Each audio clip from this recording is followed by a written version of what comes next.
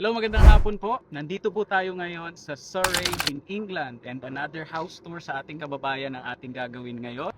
I-house tour po natin si Chris. Siya po ay dating kitchen assistant at ngayon ay isa ng chef sa nursing home.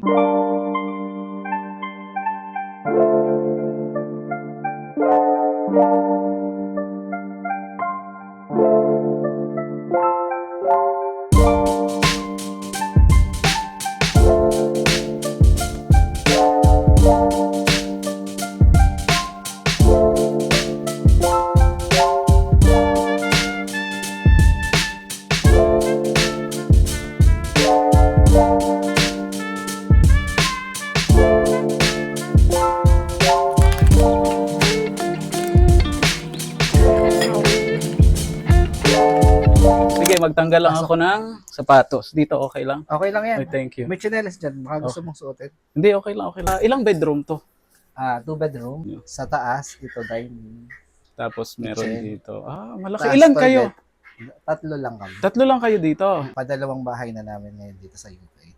Saan kayo dati? Dati, sa Kent kami nakatira. Ikaw nakapagtrabaho ka bilang kitchen assistant, no? Kitchen assistant before, tapos ngayon, chef na. Chef ka na. Gaano katagal yung progression mo?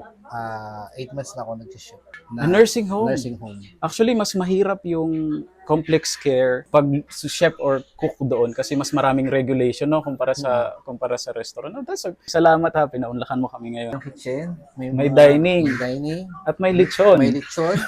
Wow! Nagluto ka pa talaga ng lechon. Hindi, in-order lang namin yan kay Uncle Pinoy. Uncle Pinoy, madali lang. Madali lang. Okay, wow, Dito sa malinamnam UK. naman, masarap. Sobrang masarap. So basta susundin lang yung instruction dito. Okay. May mga, ito yung mga guide ng pagluluto. Tapos may mga sauce pang kung gusto mong may mga sausawan by step.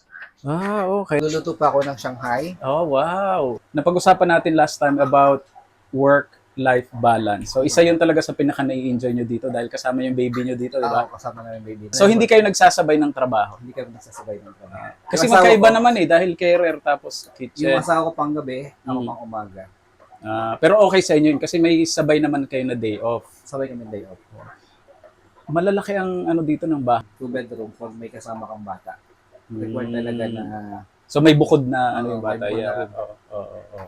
Sige nga, patingin ng... Luman- Sige. Okay lang, Sige, tingnan natin yung kwarto. Let's go Sige. upstairs. Pasok kayo dito. Hoy, thank Pasensya you. na, sobrang Oy, kalat. maganda. So, pero dito, nakakapag-party pa rin kayo ng mga Pilipino. Yung aming master bedroom. Master bedroom. Okay. Gusto na yung ilaw. Uy, ang laki. Ang laki pa rin. Kung hindi nyo mamasamain, magkano ang rent dito sa ganitong type ng bahay? Ako, humigit kumulang. Oh, medyo mahal. Mahal. Kasi nasa mahal Sorry talaga. kayo eh. Tapos yung Ito yung kabila. kabila. Ito Okay. yung Uy, malaki na sa rin aming ha. anak. Mhm. Sa aming baby. Sa inyong baby. Ang hirap, parang ang hirap i-maintain kasi ang puti. Kailangan. Oh. At paborito niya ang BTS. BTS. Mga Parang SB19 yata yan ha. hindi ko alam. Ay, hindi. sa Iba ano to. pangalan pala. Okay. So far, nakasanayan nyo na yung lifestyle. Oo. Baga. Nakapag-abroad ka ba before sa ibang bansa? Or ito lang yung first abroad? Pero yung asawa ko dati, Ah, nagtrabaho siya sa Singapore, tapos lipat na kami dito. Lumipat na kayo dito. Oo. Bukod sa na-enjoy nyo ang work-life balance, ano ang challenge ng pamumuhay dito kumpara sa Pilipinas? Sa Pilipinas, Mm. maraming mga pwedeng sumuporta sa'yo. Mm. Pero dito, kami-kami lang ang magtutulungan. Kayo lang. Pero marami kayong mga kaibigan dito marami within the kami area. kaibigan. Okay. Yung salu-saluhan ng Sa mga... lahat, pag may mga event, Oo. sasama-sama kami. So nakikita nyo ba yung buhay ninyo ay kumbaga dito muna sa UK for now o So, parang- bilang OFW or ano, Siguro. magiging permanente ba to? Siguro mas maganda dito kaysa sa Pilipinas. Mm. Dahil sa Pilipinas, mas mahirap. Mm. Dito, ayos-ayos naman ng buhay. Mm. Basta pagsusumikapan. Basta pag susunod-susunod. Ayun. Uy, nag-abala ka pa ha. Maraming salamat. May pansit, Mhm. may Adobo. adobong puti. Uy, salamat ha. Salamat. Yun, next time kayo naman ang pumunta sa amin. Sige. Okay. Thank you. Thank you. Hanggang dyan na lang po muna. Maraming salamat.